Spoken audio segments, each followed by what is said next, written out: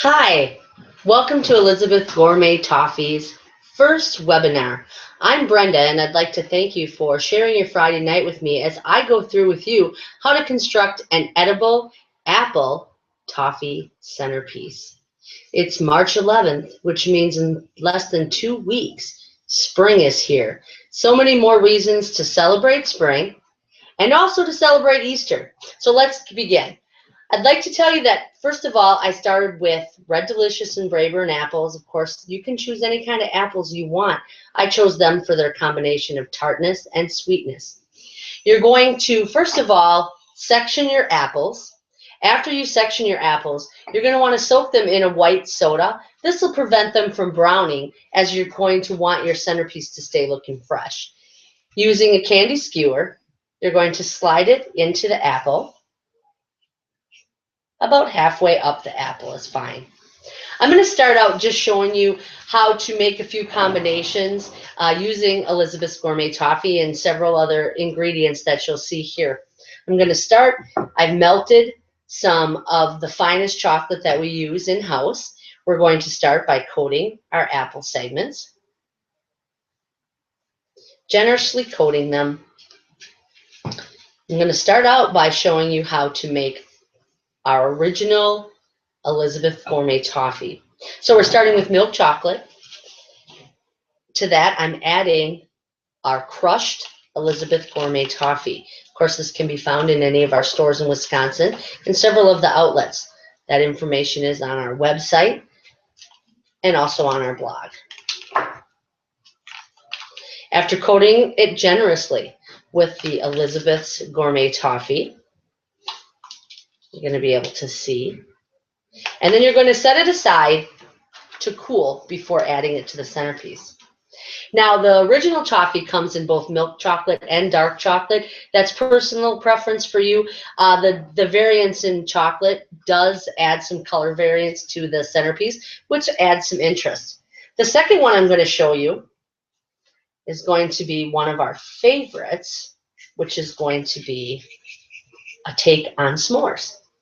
Apple segment again, milk chocolate. To this, we're going to add our Elizabeth's Original Gourmet Toffee first.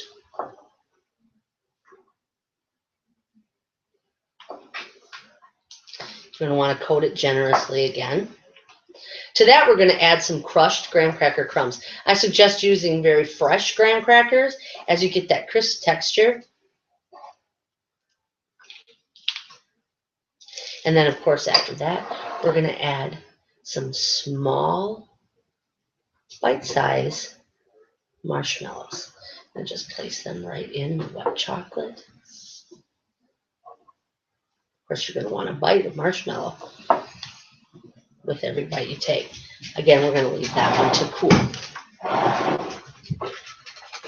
The last one I'm going to show you is one of our new toffees. And we're going to coat it with chocolate. For any of you that have been in one of our stores, you're going to know that we also have a delicious, delicious caramel topping, which you can use in any of your recipes. So we're going to use our gourmet caramel, and we're going to drizzle that across the chocolate. I wish I had the capability for you to be able to smell this because it is amazing. Now to this, I'm going to add some coarse sea salt.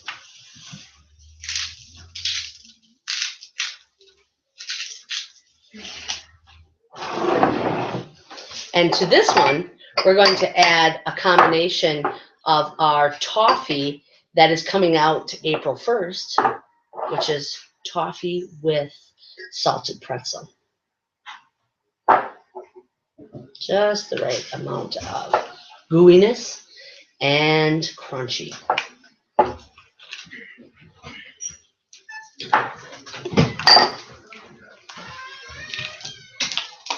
We're going to leave that on the side to dry.